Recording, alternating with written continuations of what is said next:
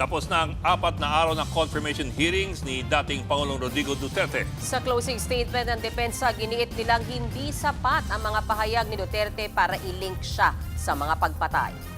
At live po mula sa The Hague sa The Netherlands, sa frontline ng balitang yan si News 5 anchor Angela Lagunzad Castro. Angela, ano pa ba ang ilan na binanggit sa closing statement ng depensa?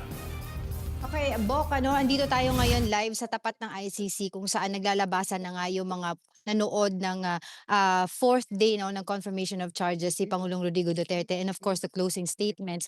Ngayon, inaabangan lang natin si Atty. Sal Panelo, magla-live siya sa atin para magbigay siya ng reaksyon doon sa naging closing statement ni Pangulong Rodrigo Duterte. Doon sa usapin ng detention review, natapos na din yun kanina at kinwestiyon ng prosecution yung sinasabi ng depensa na sabi nga ng prosecution na he should stay in the detention center. Hindi nga nire-recognize ni Pangulong Rodrigo Duterte yung jurisdiction ng ICC plus walang rebuttal si Attorney Kaufman doon because meron pa silang appeal doon sa interim release. So mga 30 minutes nangyari yung detention review.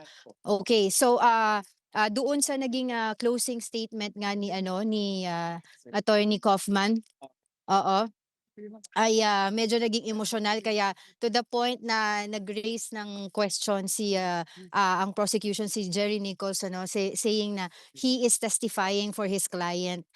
Pero yun nga sinabi ni Kaufman, he's just trying to tell the people yung nilalaman ng isipan ni Pangulong Rodrigo Duterte at hindi siya nagte-testify. So we will see if the trial chamber will strike that statement from Kaufman.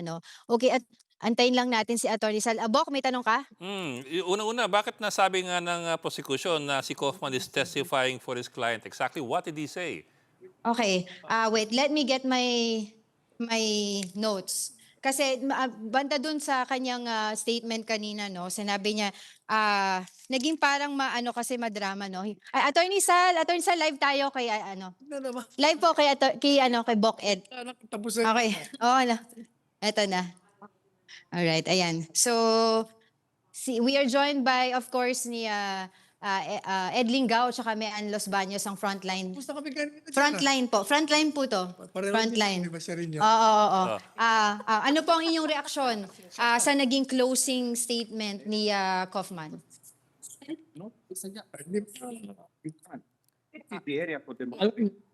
Yes, sir. Attorney Panelo, Go ahead, ano po sir. ang ano masasabi niyo dun sa closing statements? I don't want to add to anything that I said yesterday. I said yesterday that the prosecution's case has been shattered to pieces. There was an vigorous attempt by the prosecution to redeem itself following its catastrophic fall, owing to the incisive defense of the lawyer of the former president. But beyond salvage na yung kanilang kaso. Kaya I don't think it's humanly appropriate for me to be trashing on the pieces that have been shattered na nagkalat sa lupa. Kaya ayoko na magsalita. Tapos na yung nasabi ko na lahat. Oo. Oo. Parang medyo, sige, go ahead. Hi, Angela. Na yung, kung shattered na yung cause nila, ano pa ba sasabihin ko? Tapos na. Wala na akong dapat sabihin. So, Attorney Sal, si Mean Los Baños po ito. So, tingin nyo hindi mako-confirm ang charges po para kay dating President Duterte? Dahil sabi nyo, shattered to pieces. Nasa lupa na yung kanilang mga pinagsasabi laban sa dating Pangulo. Apon siya, sinagot ko na rin yung tanong na yun, paulit-ulit lang uulitin ko na naman. On the basis of evidence, a court will never proceed with a trial because the evidence presented by the prosecution is inadmissible, as I have explained yesterday. So I don't have to elaborate on that. Yung naging pahayag ni closing statement ni Kaufman kanina, yung sinabi niya, yung kaharap niya si Pangulong Rodrigo Duterte, sinabi ni Pangulong Rodrigo Duterte, I was faithful servant of the people and I have accepted my fate. Ano po yung naramdaman niyo doon?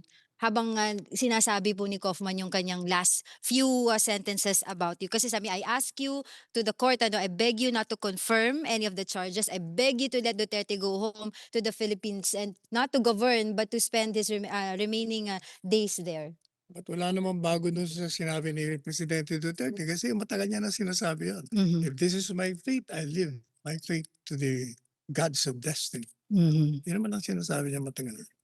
Okay, meron pa po kayong tanong? Yeah, attorney, let me just go back to what you said earlier in a previous program. Sabi nga ninyo kanina, only a biased court. Tell me lang if I got this correctly. Only a biased court would pursue this case beyond the confirmation of charges. Well, as I said, I will repeat.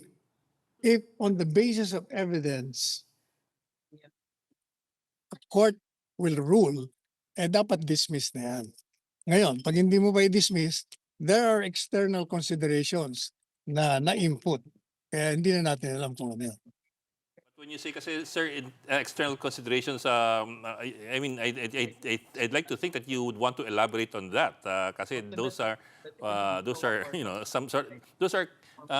insinuations, I suppose. Inelaborate ko na yun. Hindi lang insinuation, sinabi ko na yun. Di ba? Sabi ko, there are two circumstances kung bakit we are apprehensive. Number one, di ba sabi natin, the ICC has violated the Rome Statute on the doctrine of principle of complementarity. Since our government, our country has the capacity to prosecute criminals, including those who committed crimes of genocide and crimes against humanity, then it's very clear that it has no jurisdiction over it. But it has forced itself to assume jurisdiction. Number two, despite the fact that the jurisdiction issue has been raised to them, I cannot understand why it has to proceed with the confirmation of charges. Yun ang mga external consideration. Okay. All right. Okay, thank you.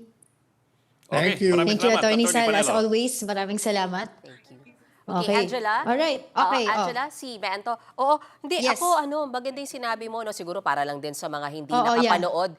Meron kang Oo. sinabi na, I beg you not to confirm. So, Yes, doon oo. sa ending statement, closing statement, may pagmamakaawa sa galing Parang sa gano'n, no? Parang it was like an emotional appeal. Okay. No, to the kaya that's why pagkatapos niya noon nag-rebut si Jerry Nichols ng prosecution saying na parang my friend here, referring to Attorney Kaufman, is parang somehow testifying for his client, so he wanted it strike down, pero wala pa tayong decision doon, wala pa silang sinabi regarding that. So we will know siguro pagdating ng within 60 days malalaman kung yung parang latter part of that speech, of that closing statement, will be redacted. Kasi nga dahil nga sinasabi ng prosecution, parang nagte-testify yung lawyer para sa client niya. Pero ang sinabi ni Attorney Kaufman, I'm just merely saying what is my client's telling me. Sabi niyang ganun. Kasi may mga may mga parang kunyari sinabi pa, asan ba yung notes ko? Yung notes kasi ako. O sasabi niyang gano'n, yung lagi daw niyang pinapakita kay Duterte na maraming mountain of flowers and cards from the supporters. Tapos sabi niya, pinakita daw niya yung picture ng family niya. Kitty Duterte writes to him every day. And nung pinakita daw niya yung picture ni VP Sara and yung kanyang dalawang anak, no? Ang sinabi niya, he beamed. Asan na ba yung notes ko, nawawala na. Sabi niya, he beamed with pride. No, so yun ang sinasabi niya. Wait, nawawala yung notes ko. Angela, Ang siguro, dami, pero Oo. oo, yun. siguro Ayun, kamusta tas na lang sabi yung... niya, yan, it's easy to target, sabi niya, it's easy to target politicians because of he presents himself, 'di ba? In such a way na yung unique character niya, tapos with this foul language, but he murdered no one. Yan ang sinabi niya. No link, I reiterated my case na no link doon sa mga kaso, blah blah blah. And then yun sinabi na nga niya, I beg you not to confirm any of the charges. I beg you to let Duterte go home to the Philippines, not to govern, but to spend his remaining days there. Okay, so kung emotional yung closing statement, kamusta yung mga supporters ni dating Pangulong Duterte dyan? What do they feel Ang about dami that? ngayon, ang dami ngayon, pero I haven't talked to them. Some of them went inside the media gallery para nga i-witness yon, pero andi dito pa ngayon. Bok, pwede ba ako umalis na muna kasi magsa-start na yung Okay. press ko ng Okay. victims. Okay. Maraming salamat, Okay. Angela Bye, Lagonzad bye. Castro. Mga kapatid, Mean Los Baños po, huwag magpahuli sa mga balita at impormasyong dapat ninyong malaman. Para sa mas malawak na balitaan at diskusyon, mag-follow at mag-subscribe na sa social media pages ng News 5.